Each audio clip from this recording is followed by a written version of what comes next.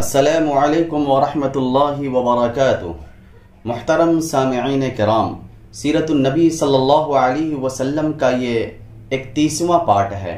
اس حصے میں ہم آپ کو بتائیں گے کہ غزوہ بنی المصطلق سے پہلے منافقین کا کیا رویہ تھا اور اس غزوے میں منافقین کا کیا کردار رہا۔ واقعہ افک پر بھی پوری روشنی ڈالی جائے گی۔ سریہ دیار بنی بکر، سریہ دیار بنی سعد، سریہ وادی القرا، سریہ عرینیین کا بھی ذکر ہوگا اور صلح حدیبیہ کے بارے میں تفصیلی گفتگو ہوگی انشاءاللہ، لہذا غور سے سنیں، دوسروں کو بھی سننے کی ترغیب دیں۔ محترم سامعین کرام، ہم کئی بار ذکر کر چکے ہیں کہ عبداللہ بن ابی کو اسلام اور مسلمانوں سے عموماً اور رسول اللہ صلی اللہ علیہ وسلم سے خصوصاً بڑی قد تھی، چونکہ اوس و خزرج اس کی قیادت پر متفق ہو چکے تھے اور اس کی تاج پوشی کے لیے مونگوں کا تاج بنایا جا رہا تھا کہ اتنے میں مدینے کے اندر اسلام کی شعاعیں پہنچ گئیں اور لوگوں کی توجہ ابن ابی سے ہٹ گئی، اس لیے اسے احساس تھا کہ رسول اللہ صلی اللہ علیہ وسلم نے اس کی بادشاہت چھین لی ہے۔ اس کی یہ قد اور جلن ابتدائی ہجرت ہی سے واضح تھی، جبکہ ابھی اس نے اسلام کا اظہار بھی نہیں کیا تھا۔ پھر اسلام کا اظہار کرنے کے بعد بھی اس کی یہی روش رہی۔ چنانچہ اس کے اظہار اسلام سے پہلے ایک بار رسول اللہ صلی اللہ علیہ وسلم گدھے پر سوار حضرت سعد بن عبادہ رضی اللہ عنہ کی عیادت کے لیے تشریف لے جا رہے تھے کہ راستے میں ایک مجلس سے گزر ہوا جس میں عبداللہ بن ابی بھی تھا۔ اس نے اپنی ناک ڈھک لی اور بولا، ہم پر غبار نہ اڑاؤ۔ پھر جب رسول اللہ صلی اللہ علیہ وسلم نے اہل مجلس پر قرآن کی تلاوت فرمائی تو کہنے لگا، آپ اپنے گھر میں بیٹھیے، ہماری مجلس میں ہمیں نہ گھیریے۔ یہ اظہار اسلام سے پہلے کی بات ہے، لیکن جنگ بدر کے بعد جب اس نے ہوا کا رخ دیکھ کر اسلام کا اظہار کیا تب بھی وہ اللہ، اس کے رسول اور اہل ایمان کا دشمن ہی رہا اور اسلامی معاشرے میں انتشار برپا کرنے اور اسلام کی آواز کمزور کرنے کی مسلسل تدبیریں سوچتا رہا۔ وہ اعدائے اسلام سے بڑا مخلصانہ ربط رکھتا تھا، چنانچہ بنو قینقاع کے معاملے میں نہایت نامعقول طریقے سے دخل انداز ہوا تھا، جس کا ذکر پہلے بیان میں آ چکا ہے۔ اسی طرح اس نے غزوہ احد میں بھی شر، بدعہدی، مسلمانوں میں تفریق اور ان کی صفوں میں بے چینی، انتشار اور کھلبلی پیدا کرنے کی کوششیں کی تھیں۔ اس کا بھی ذکر پہلے گزر چکا ہے۔ اس منافق کے مکر و فریب کا یہ عالم تھا کہ یہ اپنے اظہار اسلام کے بعد ہر جمعے کو جب رسول اللہ صلی اللہ علیہ وسلم خطبہ دینے کے لیے تشریف لاتے تو پہلے خود کھڑا ہو جاتا اور کہتا، لوگو یہ تمہارے درمیان اللہ کے رسول ہیں، اللہ نے ان کے ذریعہ تمہیں عزت و احترام بخشا ہے، لہٰذا ان کی مدد کرو، انہیں قوت پہنچاؤ اور ان کی بات سنو اور مانو۔ اس کے بعد بیٹھ جاتا اور رسول اللہ صلی اللہ علیہ وسلم اٹھ کر خطبہ دیتے۔ پھر اس کی ڈھٹائی اور بے حیائی اس وقت انتہا کو پہنچ گئی جب جنگ احد کے بعد پہلا جمعہ آیا، کیونکہ یہ شخص اس جنگ میں اپنی بدترین دغابازی کے باوجود خطبہ سے پہلے پھر کھڑا ہو گیا اور وہی باتیں دہرانی شروع کی جو اس سے پہلے کہا کرتا تھا۔ لیکن اب کی بار مسلمانوں نے مختلف اطراف سے اس کا کپڑا پکڑ لیا اور کہا، او اللہ کے دشمن، بیٹھ جا، تو نے جو حرکتیں کی ہیں اس کے بعد اب تو اس لائق نہیں رہ گیا ہے۔ اس پر وہ لوگوں کی گردنیں پھلانگتا ہوا اور یہ بڑبڑاتا ہوا باہر نکل گیا کہ میں ان صاحب کی تائید کے لیے اٹھا تو معلوم ہوتا ہے کہ میں نے کوئی مجرمانہ بات کہہ دی۔ اتفاق سے دروازے پر ایک انصاری سے ملاقات ہو گئی، انہوں نے کہا، تیری بربادی ہو، واپس چل، رسول اللہ صلی اللہ علیہ وسلم تیرے لیے دعائے مغفرت کر دیں گے۔ اس نے کہا، خدا کی قسم، میں نہیں چاہتا کہ وہ میرے لیے دعائے مغفرت کریں۔ علاوہ ازیں ابن ابی نے بنو نذیر سے بھی رابطہ قائم کر رکھا تھا اور ان سے مل کر مسلمانوں کے خلاف درپردہ سازشیں کیا کرتا تھا۔ اسی طرح ابن ابی اور اس کے رفقا نے جنگ خندق میں مسلمانوں کے اندر اضطراب اور کھلبلی مچانے اور انہیں مرعوب و دہشت زدہ کرنے کے لیے طرح طرح کے جتن کیے تھے، جس کا ذکر اللہ تبارک و تعالی نے سورہ احزاب کی ان آیتوں میں کیا ہے۔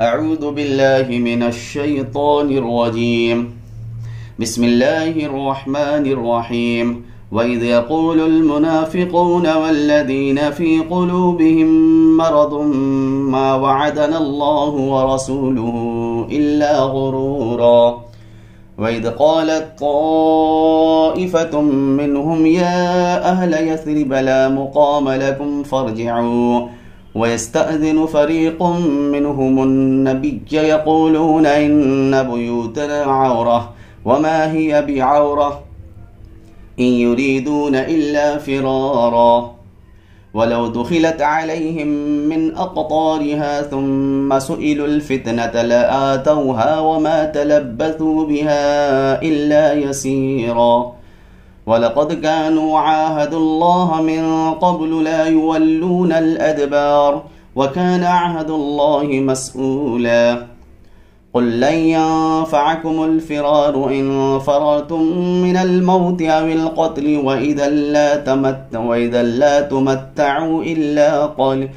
وإذا لا تمتعون إلا قليلا قل من ذا الذي يعصمكم من الله إن أراد بكم سوءا أو أراد بكم رحمة ولا يجدون لهم من دون الله وليا ولا نصيرا قد يعلم الله المعوقين منكم والقائلين لإخوانهم هلم إلينا ولا يأتون البأس إلا قليلا أشحة عليكم فإذا جاء الخوف رأيتهم ينظرون إليك تدور أعينهم كالذين يغشى عليه من الموت فإذا ذهب الخوف سلقوكم بألسنة حداد أشحة على الخير أولئك لم يؤمنوا فأحبط الله أعمالهم وكان ذلك على الله يسيرا يحسبون الأحزاب لم يذهبوا وإن يأتي الأحزاب يودوا لو أنهم بادون في الأعراب يسألون عن أنبائكم ولو كانوا فيكم ما قاتلوا إلا قليلا اور جب منافقین اور وہ لوگ جن کے دلوں میں بیماری ہے کہہ رہے تھے کہ ہم سے اللہ اور اس کے رسول نے جو وعدہ کیا تھا وہ محض فریب تھا، اور جب ان میں سے ایک گروہ کہہ رہا تھا کہ اے یثرب والو اب تمہارے لیے ٹھہرنے کی کوئی گنجائش نہیں، لہٰذا پلٹ چلو، اور ان کا ایک فریق یہ کہہ کر نبی سے اجازت طلب کر رہا تھا کہ ہمارے گھر کھلے پڑے ہیں، یعنی ان کی حفاظت کا انتظام نہیں، حالانکہ وہ کھلے پڑے نہ تھے، یہ لوگ محض بھاگنا چاہتے تھے، اور اگر شہر کے اطراف سے ان پر دھاوا بول دیا گیا ہوتا اور ان سے فتنے میں شرکت کا سوال کیا گیا ہوتا تو یہ اس میں جا پڑتے اور بمشکل ہی کچھ رکتے۔ انہوں نے اس سے پہلے اللہ سے عہد کیا تھا کہ پیٹھ نہ پھیریں گے، اور اللہ سے کیے ہوئے عہد کی باز پرس ہو کر رہنی ہے۔ آپ کہہ دیجئے کہ تم موت یا قتل سے بھاگو گے تو یہ بھگدڑ تمہیں نفع نہ دے گی، اور ایسی صورت میں تمتع کا تھوڑا ہی موقع دیا جائے گا۔ آپ کہہ دیں کہ کون ہے جو تمہیں اللہ سے بچا سکتا ہے اگر وہ تمہارے لیے برا ارادہ کرے یا تم پر مہربانی کرنا چاہے، اور یہ لوگ اللہ کے سوا کسی اور کو حامی و مددگار نہیں پائیں گے۔ اللہ تم میں سے ان لوگوں کو اچھی طرح جانتا ہے جو روڑے اٹکاتے ہیں اور اپنے بھائیوں سے کہتے ہیں کہ ہماری طرف آؤ، اور جو لڑائی میں محض تھوڑا سا حصہ لیتے ہیں، جو تمہارا ساتھ دینے میں انتہائی بخیل ہیں۔ جب خطرہ آ پڑے تو آپ دیکھیں گے کہ آپ کی طرف اس طرح دیدے پھرا کر دیکھتے ہیں جیسے مرنے والے پر موت طاری ہو رہی ہے، اور جب خطرہ ٹل جائے تو مال و دولت کی حرص میں آپ کا استقبال تیزی کے ساتھ چلتی ہوئی زبانوں سے کرتے ہیں۔ یہ لوگ در حقیقت ایمان ہی نہیں لائے ہیں، اس لیے اللہ نے ان کے اعمال اکارت کر دیے، اور اللہ پر یہ بات آسان ہے۔ یہ سمجھتے ہیں کہ حملہ آور گروہ ابھی گئے نہیں ہیں، اور اگر وہ پھر پلٹ کر آ جائیں تو یہ چاہیں گے کہ بددوؤں کے درمیان بیٹھے تمہاری خبر پوچھتے رہیں، اور اگر یہ تمہارے درمیان رہیں بھی تو کم ہی لڑائی میں حصہ لیں گے۔ ان آیات میں محترم سامعین کرام، ان آیات میں موقع کی مناسبت سے منافقین کے انداز فکر، طرز عمل، نفسیات اور خود غرضی و موقع پرستی کا ایک جامع نقشہ کھینچ دیا گیا ہے۔ ان سب کے باوجود یہود منافقین اور مشرکین غرض ساری ہی اعدائے اسلام کو یہ بات اچھی طرح معلوم تھی کہ اسلام کے غلبے کا سبب مادی تفوق اور اسلحے لشکر اور تعداد کی کثرت نہیں ہے، بلکہ اس کا سبب وہ خدا پرستی اور اخلاقی قدریں ہیں جن سے پورا اسلامی معاشرہ اور دین اسلام سے تعلق رکھنے والا ہر فرد سرفراز و بہرہ مند ہے۔ ان اعدائے اسلام کو یہ بھی معلوم تھا کہ اس فیض کا سرچشمہ رسول اللہ صلی اللہ علیہ وسلم کی ذات گرامی ہے، جو ان اخلاقی قدروں کا معجزے کی حد تک سب سے بلند نمایاں ہے، جو ان اخلاقی قدروں کا معجزے کی حد تک سب سے بلند نمونہ ہے۔ اسی طرح یہ اعدائے اسلام 4-5 سال تک برسر پیکار رہ کر یہ بھی سمجھ چکے تھے کہ اس دین اور اس کے حاملین کو ہتھیاروں کے بل پر نیست نابود کرنا ممکن نہیں، اس لیے انہوں نے غالباً یہ طے کیا کہ اخلاقی پہلو کو بنیاد بنا کر اس دین کے خلاف وسیع پیمانے پر پروپیگنڈے کی جنگ چھیڑ دی جائے اور اس کا پہلا نشانہ خاص رسول اللہ صلی اللہ علیہ وسلم کی شخصیت کو بنایا جائے۔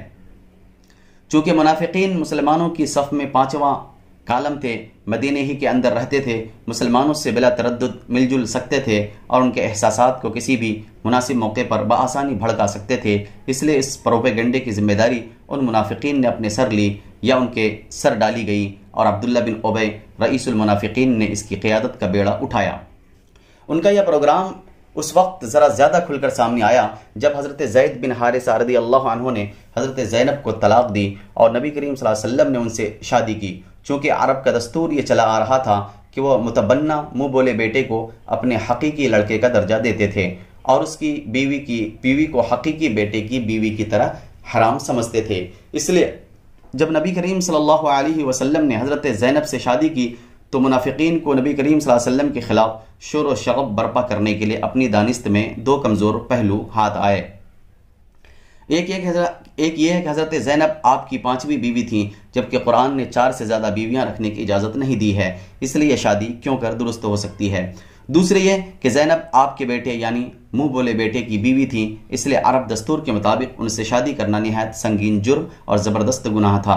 چنانچہ اس سلسلے میں خوب پروپیگنڈا کیا گیا اور طرح طرح کے افسانے گھڑے گئے۔ کہنے والوں نے یہاں تک کہا کہ محمد نے زینب کو اچانک دیکھا اور ان کے حسن سے اس قدر متاثر ہوئے کہ نقد دل دے بیٹھے، اور جب ان کے صاحبزادے زید کو اس کا علم ہوا تو انہوں نے زینب کا راستہ محمد صلی اللہ علیہ وسلم کے لیے خالی کر دیا۔ منافقین نے اس افسانے کا اتنی قوت سے پروپیگنڈا کیا کہ اس کے اثرات کتب احادیث و تفاسیر میں اب تک چلے آ رہے ہیں۔ اس وقت یہ سارا پروپیگنڈا کمزور اور سادہ لوح مسلمانوں کے اندر اتنا مؤثر ثابت ہوا کہ بالآخر قرآن مجید میں اس کی بابت واضح آیات نازل ہوئی جن کے اندر شکوک پنہا کی بیماری کا پورا علاج تھا۔ اس پروپیگنڈے کی وسعت کا اندازہ اس سے کیا جا سکتا ہے کہ سورہ احزاب کا آغاز ہی اس آیت کریمہ سے ہوا۔ اعوذ باللہ من الشیطان الرجیم یا ایہا النبی اتق اللہ ولا تطع الكافرین والمنافقین ان اللہ کان علیما حکیما۔ اے نبی، اللہ سے ڈرو اور کافرین و منافقین سے نہ دبو، بے شک اللہ جاننے والا حکمت والا ہے۔ یہ منافقین کی حرکتوں اور کارروائیوں کی طرف ایک طائرانہ اشارہ اور ان کا ایک مختصر سا خاکہ ہے۔ نبی کریم صلی اللہ علیہ وسلم یہ ساری حرکتیں صبر، نرمی اور تلطف کے ساتھ برداشت کر رہے تھے، اور عام مسلمان بھی ان کے شر سے دامن بچا کر صبر و برداشت کے ساتھ رہ رہے تھے، کیونکہ انہیں تجربہ تھا کہ منافقین قدرت کی طرف سے رہ کر رسوا کیے جاتے رہیں گے۔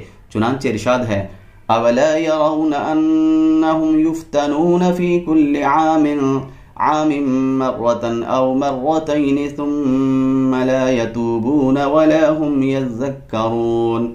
وہ دیکھتے نہیں کہ انہیں ہر سال 1 بار یا 2 بار فتنے میں ڈالا جاتا ہے، پھر وہ نہ تو توبہ کرتے ہیں اور نہ نصیحت پکڑتے ہیں۔ غزوہ بن المستلق میں منافقین کا کردار کے تعلق سے سماعت فرمائیں۔ جب غزوہ بن المستلق پیش آیا اور منافقین بھی اس میں شریک ہوئے تو انہوں نے ٹھیک وہی کیا جو اللہ تبارک و تعالی نے اس آیت میں فرمایا ہے، لو خرجوا فیکم ما زادوکم الا خبالا وَلَأَوْضَعُوا خِلَالَكُمْ يَبْغُونَكُمُ الْفِتْنَةَ۔ اگر وہ تمہارے اندر نکلتے تو تمہیں مزید فساد ہی سے دوچار کرتے اور فتنے کی تلاش میں تمہارے اندر تگ و دو کرتے۔ چنانچہ اس غزوے میں انہیں بھڑاس نکالنے کے 2 مواقع ہاتھ آئے، جس سے فائدہ اٹھا کر انہوں نے مسلمانوں کی صفوں میں خاصا اضطراب و انتشار مچایا اور نبی کریم صلی اللہ علیہ وسلم کے خلاف بدترین پروپیگنڈا کیا۔ ان دونوں مواقع کی کسی قدر تفصیلات یہ ہیں جو سماعت فرمائیں۔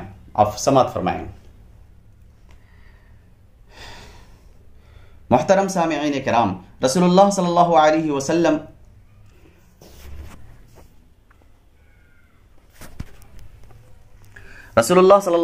وسلم غزوہ بنی المستلق سے فارغ ہو کر ابھی چشمہ مریسی پر قیام فرما ہی تھے کہ کچھ لوگ پانی لینے گئے۔ انہی میں حضرت عمر بن خطاب رضی اللہ عنہ کا ایک مزدور بھی تھا جس کا نام جہجہا غفاری تھا۔ پانی پر ایک اور شخص سنان بن وبر جوہنی سے اس کی دھکا ہو گئی اور دونوں لڑ پڑے۔ پھر جوہنی نے پکارا، یا معاشر الانصار، انصار کے لوگوں مدد کو پہنچو، اور جہجہا نے آواز دی، یا معاشر المہاجرین، مہاجرین مدد کو آؤ۔ رسول اللہ صلی اللہ علیہ وسلم خبر پاتے ہی وہاں تشریف لے گئے اور فرمایا، میں تمہارے اندر موجود ہوں اور جاہلیت کی پکاری جا رہی ہے، اسے چھوڑ دو، یہ بدبودار ہے۔ اس واقعے کی خبر عبداللہ بن ابی بن سلول کو ہوئی تو غصے سے بھڑک اٹھا اور بولا، کیا ان لوگوں نے ایسی حرکت کی ہے؟ یہ ہمارے علاقے میں آ کر اب ہمارے ہی حریف اور مد مقابل ہو گئے ہیں۔ خدا کی قسم، ہماری اور ان کی حالت پر تو وہی مثل صادق آتی ہے جو پہلے نے کہی ہے کہ اپنے کتے کو پال پوس کر موٹا تازہ کرو تاکہ وہ تمہیں کو پھاڑ کھائے۔ سنو، خدا کی قسم، اگر ہم مدینہ واپس ہوئے تو ہم میں کا معزز ترین آدمی ذلیل ترین آدمی کو نکال باہر کرے گا۔ پھر حاضرین کی طرف متوجہ ہو کر بولا، یہ مصیبت تم نے خود مول لی ہے، تم نے انہیں اپنے شہر میں اتارا اور اپنے اموال بانٹ کر دیے۔ دیکھو تمہارے ہاتھوں میں جو کچھ ہے، اگر اسے دینا بند کر دو تو یہ تمہارا شہر چھوڑ کر کہیں اور چلتے بنیں گے۔ اس وقت مجلس میں ایک نوجوان صحابی حضرت زید بن ارقم رضی اللہ عنہ بھی موجود تھے۔ انہوں نے آ کر اپنے چچا کو پوری بات کہہ سنائی۔ اس کے چچا نے رسول اللہ صلی اللہ علیہ وسلم کو اطلاع دی۔ اس وقت حضرت عمر رضی اللہ عنہ بھی موجود تھے۔ بولے، حضور عباد بن بشر سے کہیے کہ اسے قتل کر دیں۔ آپ نے فرمایا، عمر، یہ کیسے مناسب رہے گا؟ لوگ کہیں گے کہ محمد اپنے ساتھیوں کو قتل کر رہا ہے۔ نہیں، بلکہ تم کوچ کا اعلان کر دو۔ یہ ایسا وقت تھا جس میں آپ کوچ نہیں فرمایا کرتے تھے۔ لوگ چل پڑے تو حضرت اسید بن حضیر رضی اللہ عنہ حاضر خدمت ہوئے اور سلام کر کے عرض کیا کہ آج آپ نے نا وقت کوچ فرمایا ہے۔ آپ نے فرمایا، کیا تمہارے صاحب یعنی ابن ابی نے جو کچھ کہا ہے تمہیں اس کی خبر نہیں؟ انہوں نے دریافت کیا کہ اس نے کیا کہا ہے۔ آپ نے فرمایا، اس کا خیال ہے کہ اگر وہ مدینہ واپس ہوا تو معزز ترین آدمی ذلیل ترین آدمی کو مدینے سے نکال باہر کرے گا۔ انہوں نے کہا، یا رسول اللہ، آپ اگر چاہیں تو اسے مدینے سے نکال باہر کر دیں، خدا کی قسم وہ ذلیل ہے اور آپ باعزت ہیں۔ اس کے بعد انہوں نے کہا، اے اللہ کے رسول، اس کے ساتھ نرمی برتیے، کیونکہ بخدا اللہ تبارک و تعالی آپ کو ہمارے پاس اس وقت لے آیا جب اس کی قوم اس کی تاج پوشی کے لیے مونگوں کا تاج تیار کر رہی تھی، اس لیے اب وہ سمجھتا ہے کہ آپ نے اس سے اس کی بادشاہت چھین لی ہے۔ پھر آپ شام تک پورا دن اور صبح تک پوری رات چلتے رہے، بلکہ اگلے دن کے ابتدائی اوقات میں اتنی دیر تک سفر جاری رکھا کہ دھوپ سے تکلیف ہونے لگی۔ اس کے بعد اتر کر پڑاؤ ڈالا گیا تو لوگ زمین پر جسم رکھتے ہی بے خبر ہو گئے۔ آپ کا مقصد بھی یہی تھا کہ لوگوں کو سکون سے بیٹھ کر گپ شپ لڑانے کا موقع نہ ملے۔ ادھر عبداللہ بن ابی کو جب پتہ چلا کہ زید بن ارقم نے بھانڈا پھوڑ دیا ہے تو وہ رسول اللہ صلی اللہ علیہ وسلم کی خدمت میں حاضر ہوا اور اللہ کی قسم کھا کر کہنے لگا کہ اس نے جو بات آپ کو بتائی ہے وہ بات میں نے نہیں کہی ہے اور نہ اسے زبان پر لایا ہوں۔ اس وقت وہاں انصار کے جو لوگ موجود تھے انہوں نے بھی کہا، یا رسول اللہ، ابھی وہ لڑکا ہے، ممکن ہے اسے وہم ہو گیا ہو اور اس شخص نے جو کچھ کہا تھا اسے ٹھیک یاد نہ رکھ سکا ہو، اس لیے آپ نے ابن ابی کی بات سچ مان لی۔ حضرت زید کا بیان ہے کہ اس نے مجھے ایسا غم لاحق ہوا کہ ویسے غم سے میں کبھی دوچار نہیں ہوا تھا۔ میں صدمے سے اپنے گھر میں بیٹھ رہا یہاں تک کہ اللہ تبارک و تعالی نے سورہ منافقین نازل فرمائی، جس میں دونوں باتیں مذکور ہیں۔ هم الذين يقولون لا تنفقوا على من عند رسول الله حتى ينفضوا۔ یہ منافقین وہی ہیں جو کہتے ہیں کہ جو لوگ رسول اللہ صلی اللہ علیہ وسلم کے پاس ہیں ان پر خرچ نہ کرو یہاں تک کہ وہ چلتے بنیں۔ یقولون لئن رجعنا الى المدینۃ لیخرجن الاعز منها الاذل، یہ منافقین کہتے ہیں کہ اگر ہم مدینہ واپس ہوئے تو اس سے عزت والا ذلت والے کو نکال باہر کرے گا۔ حضرت زید کہتے ہیں کہ اس کے بعد رسول اللہ صلی اللہ علیہ وسلم نے مجھے بلوایا اور یہ آیتیں پڑھ کر سنائیں، پھر فرمایا اللہ نے تمہاری تصدیق کر دی۔ اس منافق کے صاحبزادے جن کا نام عبداللہ ہی تھا، اس کے بالکل برعکس نہایت نیک تینت انسان اور خیار صحابہ میں سے تھے۔ انہوں نے اپنے باپ سے برات اختیار کر لی اور مدینے کے دروازے پر تلوار سونت کر کھڑے ہو گئے۔ جب ان کا باپ عبداللہ بن ابی وہاں پہنچا تو اس سے بولے خدا کی قسم آپ یہاں سے آگے نہیں بڑھ سکتے یہاں تک کہ رسول اللہ صلی اللہ علیہ وسلم اجازت دے دیں، کیونکہ حضور عزیز ہیں اور آپ ذلیل ہیں۔ اس کے بعد جب نبی کریم صلی اللہ علیہ وسلم وہاں تشریف لائے تو آپ نے اس کو مدینے میں داخل ہونے کی اجازت دی، اور تب صاحبزادے نے باپ کا راستہ چھوڑا۔ عبداللہ بن ابی کے انہی صاحبزادے حضرت عبداللہ نے آپ سے یہ بھی عرض کی تھی کہ اللہ کے رسول صلی اللہ علیہ وسلم آپ اسے قتل کرنے کا ارادہ رکھتے ہوں تو مجھے فرمائیے خدا کی قسم میں اس کا سر آپ کی خدمت میں حاضر کر دوں گا۔ محترم سامعین کرام، واقعہ افک کے تعلق سے سماعت فرمائیں۔ اس غزوے کا دوسرا اہم واقعہ افک کا واقعہ ہے۔ اس واقعے کا ماحصل یہ ہے کہ رسول اللہ صلی اللہ علیہ وسلم کا دستور تھا کہ سفر میں جاتے ہوئے ازواج مطہرات کے درمیان قرعہ اندازی فرماتے، جس کا قرعہ نکل آتا اسے ہمراہ لے جاتے۔ اس غزوے میں قرعہ حضرت عائشہ صدیقہ رضی اللہ عنہا کے نام نکلا اور آپ صلی اللہ علیہ وسلم انہیں ساتھ لے گئے۔ غزوے سے واپسی میں ایک جگہ پڑاؤ ڈالا گیا۔ حضرت عائشہ اپنی حاجت کے لیے گئیں اور اپنی بہن کا ہار جسے عاریتاً لے گئی تھیں کھو بیٹھیں۔ احساس ہوتے ہی فوراً اس جگہ واپس گئیں جہاں ہار غائب ہوا تھا۔ اسی دوران وہ لوگ آئے جو آپ کا ہودج اونٹ پر لادا کرتے تھے۔ انہوں نے سمجھا آپ ہودج کے اندر تشریف فرما ہیں، اس لیے اسے اونٹ پر لاد دیا اور ہودج کے ہلکے پن پر نہ چونکے، کیونکہ حضرت عائشہ صدیقہ رضی اللہ عنہا ابھی نوعمر تھیں، بدن موٹا اور بوجھل نہ تھا، نیز چونکہ کئی آدمیوں نے مل کر ہودج اٹھایا تھا اس لیے بھی ہلکے پن پر تعجب نہ ہوا۔ اگر صرف ایک یا دو آدمی اٹھاتے تو انہیں ضرور محسوس ہو جاتا۔ بہرحال حضرت عائشہ صدیقہ رضی اللہ عنہا ہار ڈھونڈ کر قیام گاہ پہنچی تو پورا لشکر جا چکا تھا اور میدان بالکل خالی پڑا تھا، نہ کوئی پکارنے والا تھا نہ جواب دینے والا۔ وہ اس خیال سے وہیں بیٹھ گئیں کہ لوگ انہیں نہ پائیں گے تو پلٹ کر وہیں تلاش کرنے آئیں گے، لیکن اللہ اپنے امر پر غالب ہے، وہ بالائے عرش سے جو تدبیر چاہتا ہے کرتا ہے۔ چنانچہ حضرت عائشہ صدیقہ رضی اللہ عنہا کی آنکھ لگ گئی اور وہ سو گئیں۔ پھر صفوان بن معطل رضی اللہ عنہ کی آواز سن کر بیدار ہوئیں کہ انا للہ و انا الیہ راجعون۔ رسول اللہ صلی اللہ علیہ وسلم کی بیوی صفوان لشکر کے پیچھے پچھلے حصے میں سوئے تھے، ان کی عادت بھی زیادہ سونے کی تھی۔ انہوں نے جب حضرت عائشہ کو دیکھا تو پہچان لیا، کیونکہ وہ پردے کا حکم نازل ہونے سے پہلے بھی انہیں دیکھ چکے تھے۔ انہوں نے انا للہ پڑھی اور اپنی سواری بٹھا کر حضرت عائشہ صدیقہ رضی اللہ عنہا کے قریب کر دی۔ حضرت عائشہ اس پر سوار ہو گئیں۔ حضرت صفوان نے انا للہ کے سوا زبان سے ایک لفظ نہ نکالا، چپ چاپ سواری کی نکیل تھامی اور پیدل چلتے ہوئے لشکر میں آ گئے۔ یہ ٹھیک دوپہر کا وقت تھا اور لشکر پڑاؤ ڈال چکا تھا۔ انہیں اس کیفیت کے ساتھ آتا دیکھ کر مختلف لوگوں نے اپنے اپنے انداز پر تبصرہ کیا اور اللہ کے دشمن خبیث عبداللہ بن ابی کو بھڑاس نکالنے کا ایک اور موقع مل گیا۔ چنانچہ اس کے پہلو میں نفاق اور حسد کی جو چنگاری سلگ رہی تھی اس نے اس کے کرب پنہا کو عیاں اور نمایاں کیا، یعنی بدکاری کی تہمت تراش کر واقعات کے تانے بانے بننا، تہمت کے خاکے میں رنگ بھرنا اور اسے پھیلانا، بڑھانا اور ادھیڑنا اور بننا شروع کیا۔ اس کے ساتھ بھی اسی بات کو بنیاد بنا کر اس کا تقرب حاصل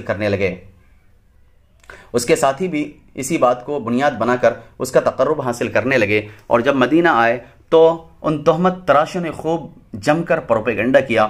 ادھر رسول اللہ صلی اللہ علیہ وسلم خاموش تھے، کچھ بول نہیں رہے تھے، لیکن جب لمبے عرصے تک وحی نہ آئی تو آپ نے حضرت عائشہ سے علیحدگی کے متعلق اپنے خاص صحابہ سے مشورہ کیا۔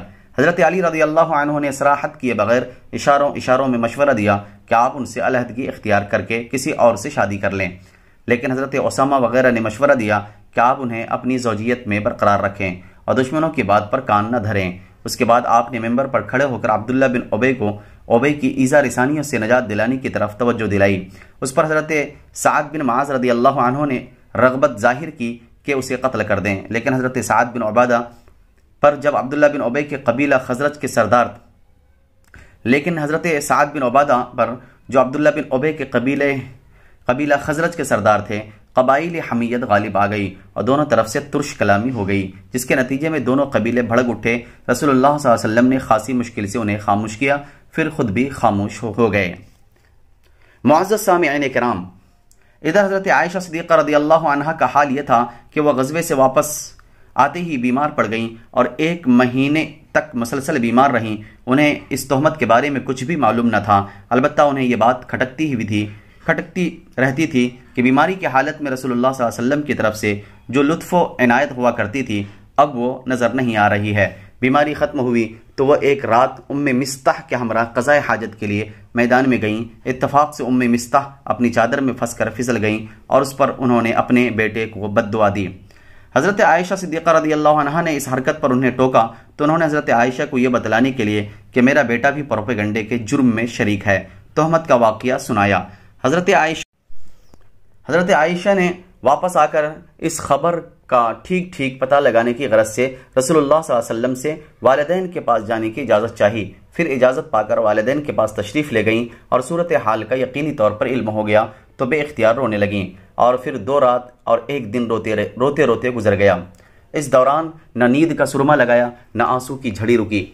وہ محسوس کرتی تھی کہ روتے روتے کلیجہ شق ہو جائے گا۔ اسی حالت میں رسول اللہ صلی اللہ علیہ وسلم تشریف لائے، کلمہ شہادت پر مشتمل خطبہ پڑھا اور اما بعد کہہ کر فرمایا، اے عائشہ، مجھے تمہارے متعلق ایسی اور ایسی بات کا پتہ لگا ہے، اگر تم اس سے بری ہو تو اللہ تبارک و تعالی عنقریب تمہاری برات ظاہر فرما دے گا، اور اگر خدا نہ خواستہ تم سے کوئی گناہ سرزد ہو گیا ہے تو تم اللہ تبارک و تعالی سے مغفرت مانگو اور توبہ کرو، کیونکہ بندہ جب اپنے گناہ کا اقرار کر کے اللہ کے حضور توبہ کرتا ہے تو اللہ تبارک و تعالی اس کی توبہ قبول کر لیتا ہے۔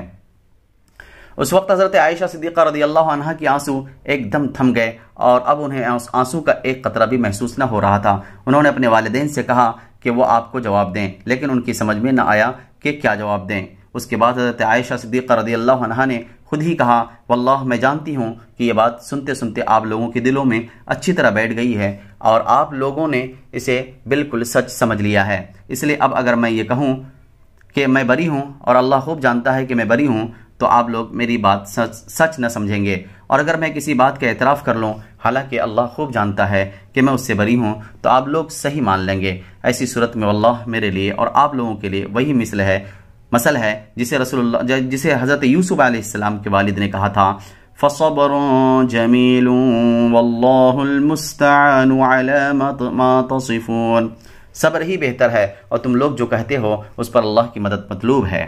اس کے بعد حضرت عائشہ صدیقہ رضی اللہ عنہ دوسری جانب پلٹ کر لیٹ گئیں اور اسی وقت رسول اللہ صلی اللہ علیہ وسلم پر وحی کا نزول شروع ہو گیا۔ پھر جب آپ سے نزول وحی کی شدت و کیفیت ختم ہوئی تو آپ مسکرا رہے تھے اور آپ نے پہلی بات جو فرمائی وہ یہ تھی کہ اے عائشہ، اللہ نے تمہیں بری کر دیا۔ اس پر خوشی سے ان کی ماں بولی، عائشہ حضور کی جانب اٹھو، شکریہ ادا کرو۔ انہوں نے اپنے دامن کی برات اور رسول اللہ صلی اللہ علیہ وسلم کی محبت پر اعتماد و وثوق کے سبب قدر ناز کے انداز میں کہا، واللہ میں تو ان کی طرف نہ اٹھوں گی اور صرف اللہ کی حمد کروں گی۔ اس موقع پر واقع افک سے متعلق جو آیات اللہ نے نازل فرمائیں وہ سورہ نور کی 10 آیات ہیں۔ جو ان الذین جاؤوا بالافک عصبہ منکم سے شروع ہوتی ہے۔ اس کے بعد تہمت تراشی کے جرم میں مستح بن اساسہ، حسان بن ثابت اور حمنہ بنت جحش رضی اللہ عنہم اجمعین کو 80 کوڑے مارے گئے۔ البتہ خبیث عبداللہ بن ابی کی پیٹھ اس سزا سے بچ گئی، حالانکہ تہمت تراشوں میں وہی سر فہرست تھا اور اسی نے اس معاملے میں سب سے اہم رول ادا کیا تھا۔ اسے سزا نہ دینے کی وجہ یا تو یہ تھی کہ جن لوگوں پر حدود قائم کر دی جاتی ہیں وہ ان کے لیے اخروی عذاب کی تخفیف اور گناہوں کا کفارہ بن جاتی ہیں، اور عبداللہ بن ابی کو اللہ تبارک و تعالی نے آخرت میں عذاب عظیم دینے کا اعلان فرما دیا تھا، یا پھر وہی مصلحت کار فرما تھی جس کی وجہ سے اسے قتل نہیں کیا گیا۔ اس طرح ایک مہینے کے بعد مدینے کی فضا شک و شبے اور قلق و اضطراب کے بادلوں سے صاف ہو گئی اور عبداللہ بن ابی اس طرح رسوا ہو کر دوبارہ سر نہ اٹھا سکا۔ ابن اسحاق کہتے ہیں کہ اس کے بعد جب وہ کوئی گڑبڑ کرتا تو خود اس کی قوم کے لوگ اسے عتاب کرتے، اس کی گرفت کرتے اور اسے سخت سست کہتے۔ اس کیفیت کو دیکھ کر رسول اللہ صلی اللہ علیہ وسلم نے حضرت عمر رضی اللہ عنہ سے کہا، اے عمر کیا خیال ہے؟ دیکھو واللہ اگر تم نے اس شخص کو اس دن قتل کر دیا ہوتا جس دن تم نے مجھ سے اسے قتل کرنے کی بات کہی تھی تو اس پر بہت سی ناکیں پھڑک اڑتی، لیکن اگر آج انہی ناکوں کو اس کے قتل کا حکم دیا جائے تو وہ اسے قتل کر دیں گی۔ حضرت عمر رضی اللہ عنہ نے کہا، واللہ میری خوب سمجھ میں آ گیا ہے کہ رسول اللہ صلی اللہ علیہ وسلم کا معاملہ میرے معاملے سے زیادہ بابرکت ہے۔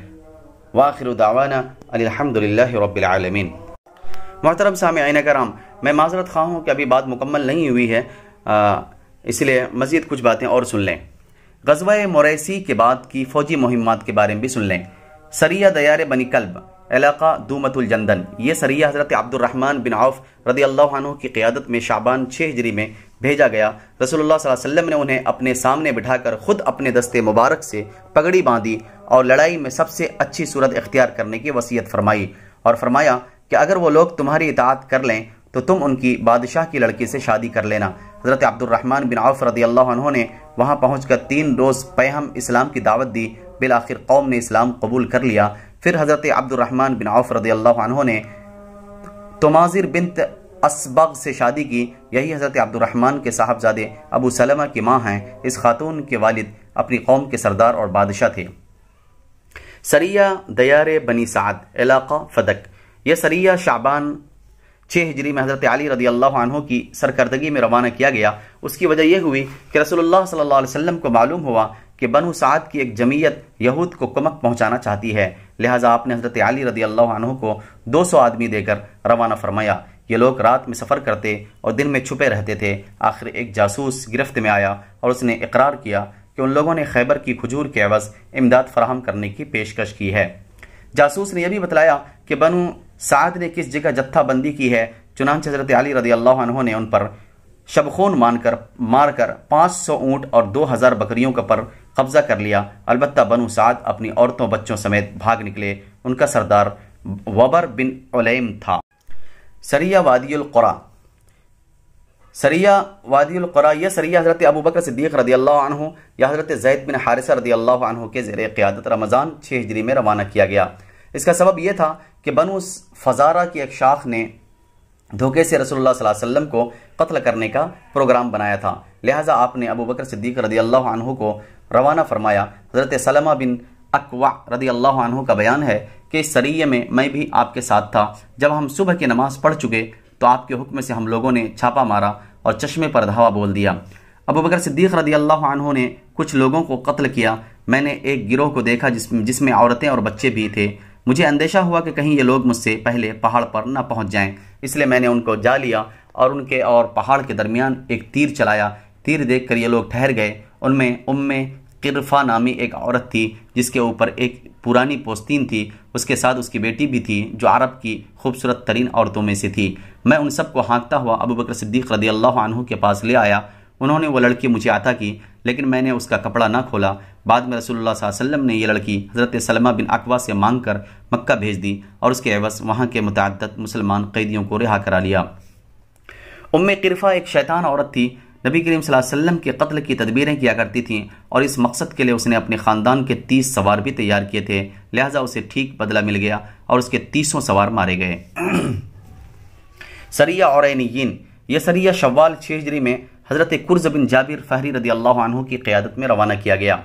اس کا سبب یہ ہوا کہ عقل اور عرینہ کے چند افراد نے مدینہ آ کر اسلام کا اظہار کیا اور مدینہ ہی میں قیام کیا، لیکن ان کے لیے مدینے کی آب و ہوا راس نہ آئی اور نبی کریم صلی اللہ علیہ وسلم نے انہیں چند اونٹوں کے ساتھ چراگاہ بھیج دیا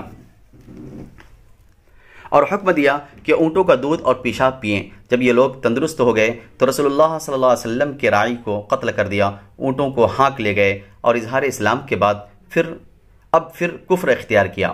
لہٰذا رسول اللہ صلی اللہ علیہ وسلم نے ان کی تلاش کے لیے کرز بن جابر فہری کو 20 صحابہ کی معیت میں روانہ فرمایا اور یہ دعا فرمائی کہ اللہ عرینیوں پر راستہ اندھا کر دے اور کنگن سے بھی زیادہ تنگ بنا دے۔ اللہ نے یہ دعا قبول فرمائی، ان پر راستہ اندھا کر دیا، چنانچہ وہ پکڑ لیے گئے اور انہوں نے مسلمان چرواہوں کے ساتھ جو کچھ کیا تھا اس کے قصاص اور بدلے کے طور پر ان کے ہاتھ پاؤں کاٹ دیے گئے، آنکھیں داغ دی گئیں اور انہیں حرہ کے گوشے میں چھوڑ دیا گیا، جہاں وہ زمین کریدتے کریدتے اپنے کیفر کردار کو پہنچ گئے۔ ان کا واقعہ صحیح بخاری وغیرہ میں حضرت انس رضی اللہ عنہ سے مروی ہے۔ اہل سیر اس کے بعد ایک اور سریہ کا ذکر کرتے ہیں جسے حضرت عمرو بن امیہ زمری رضی اللہ عنہ نے حضرت سلمہ بن ابی سلمہ کی رفاقت میں شوال 6 ہجری میں سر کیا تھا۔ اس کی تفصیل یہ بتائی گئی ہے کہ حضرت عمرو بن امیہ زمری ابو سفیان کو قتل کرنے کے لیے مکہ تشریف لے گئے تھے، کیونکہ ابو سفیان نے نبی کریم صلی اللہ علیہ وسلم کو قتل کرنے کے لیے ایک اعرابی کو مدینہ بھیجا تھا۔ البتہ فریقین میں سے کوئی بھی اپنی مہم میں کامیاب نہ ہو سکا۔ اہل سیر یہ بھی کہتے ہیں کہ اسی سفر میں حضرت عمرو بن امیہ زمری نے 3 کافروں کو قتل کیا تھا اور حضرت خبیب رضی اللہ عنہ کی لاش اٹھائی تھی، حالانکہ حضرت خبیب کی شہادت کا واقعہ رجی کے چند دن یا چند مہینے بعد کا ہے اور رجی کا واقعہ سفر 4 ہجری کا ہے۔ اس لیے میں یہ سمجھنے سے قاصر ہوں کہ آیا یہ دونوں الگ الگ سفر کے واقعات تھے، مگر اہل سیر پر مختلط اور گڑبڑ ہو گئے اور انہوں نے دونوں کو ایک ہی سفر میں ذکر کر دیا، یا یہ کہ واقعتاً دونوں واقعے ایک ہی سفر میں پیش آئے، لیکن اہل سیر سے سن کے تعین میں غلطی ہو گئی اور انہوں نے اسے 4 ہجری کے بجائے 6 ہجری میں ذکر کر دیا۔ حضرت علامہ منصور پوری رضی اللہ رحمۃ اللہ علیہ نے بھی اس واقعے کی جنگی مہم یا سریہ تسلیم کرنے سے انکار کر دیا ہے، اس واقعے کو جنگی مہم یا سریہ تسلیم کرنے سے انکار کر دیا ہے۔ واللہ عالم بالصواب۔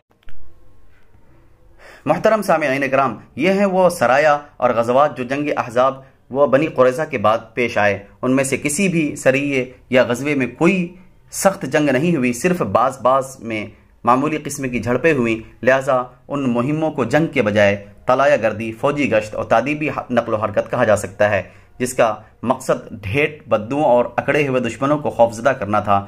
حالات پر غور کرنے سے واضح ہوتا ہے کہ غزوہ احزاب کے بعد صورتحال میں تبدیلی شروع ہو گئی تھی اور اعدائے اسلام کے حوصلے ٹوٹتے جا رہے تھے۔ اب انہیں یہ امید باقی نہ رہ گئی تھی کہ دعوت اسلام کو توڑا اور اس کی شوکت کو پامال کیا جا سکتا ہے، مگر یہ تبدیلی ذرا اچھی طرح کھل کر اس وقت رونما ہوئی جب مسلمان صلح حدیبیہ سے فارغ ہو چکے۔